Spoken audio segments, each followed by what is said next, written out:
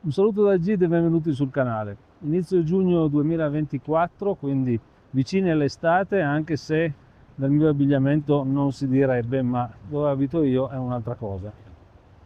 Quello di cui voglio parlare oggi brevemente, facendo un paio di ragionamenti, sono le voci insistenti che scorrono sulla rete, non solo in Italia tra l'altro, sulla probabile, imminente o quasi uscita di un nuovo drone DJI della serie Air, quindi un ipotetico Air 4 o un Air 3S.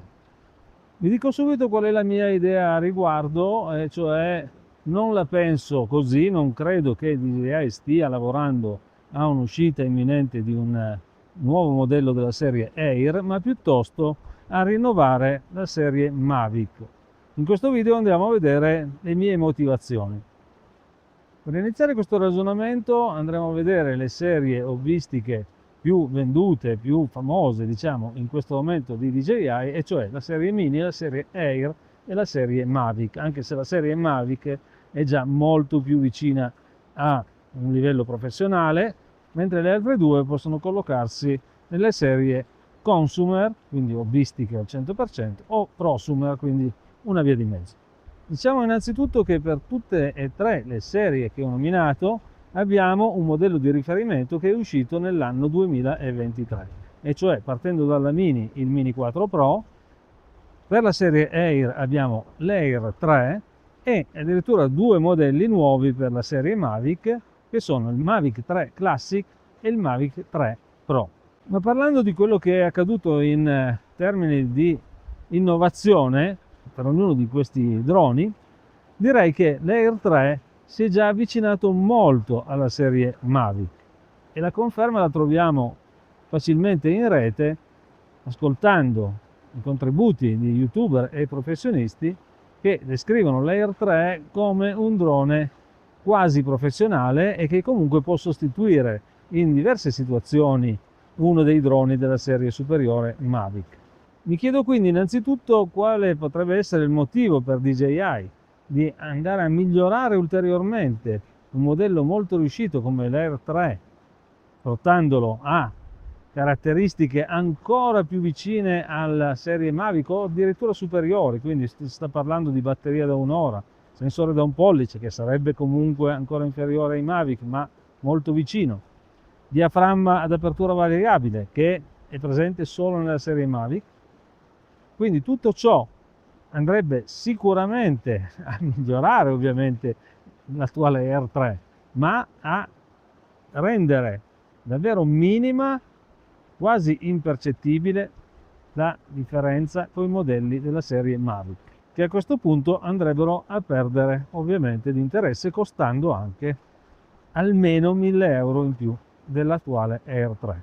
Tra l'altro si parla dell'Air 4 eventuale con un prezzo molto simile a quello dell'Air 3, quindi stiamo intorno ai 1500-1600 euro con tutta la dotazione Fly More Combo.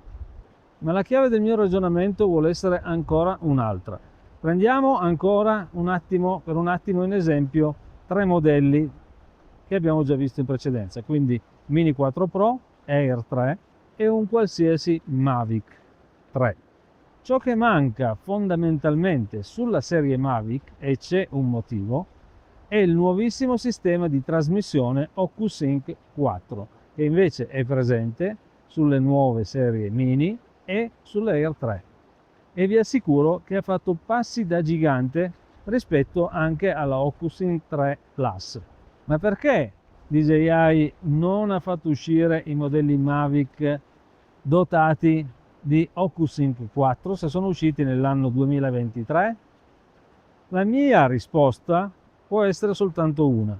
Sappiamo che è presente sul mercato, che lavora con l'OcuSync 3 Plus, un radiocomando che costa ben 1000 euro e si tratta dell'RC Pro.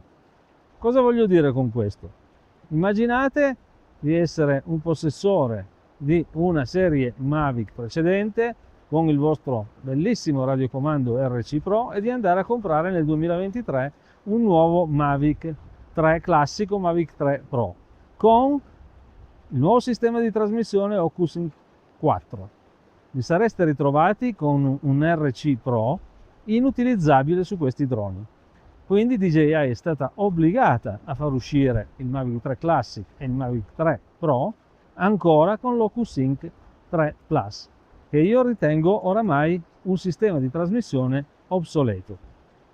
E quindi chiudo qui il mio ragionamento. Sicuramente il prossimo passo di DJI, adesso che è passato ancora un anno, DJI dovrà assolutamente rinnovare tutta quanta la dotazione, diciamo professionale, quasi professionale, perché sono modelli decisamente superiori ai Mavic, però fermiamoci ai Mavic, partendo quindi da un ragionamento sull'OcuSync 4 che andrà ad essere utilizzato sia sui droni che su un nuovo radiocomando RC Pro. Sicuramente ci saranno delle migliorie anche a livello di videocamera, di batteria, di velocità, perché ricordiamo un'altra caratteristica dell'R3 che è già superiore alla serie Mavic è proprio la velocità di spostamento, sia avanti e indietro, quindi orizzontale, sia alto-basso verticale. Fatemi sapere nei commenti cosa ne pensate. Io faccio una scommessa su queste mie argomentazioni.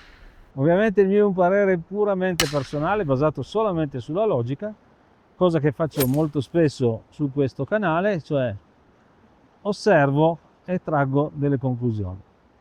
Un saluto da Gid, non dimenticate di lasciarmi un like se vi è piaciuto il video, di iscrivervi, farebbe molto piacere, e ci vediamo alla prossima.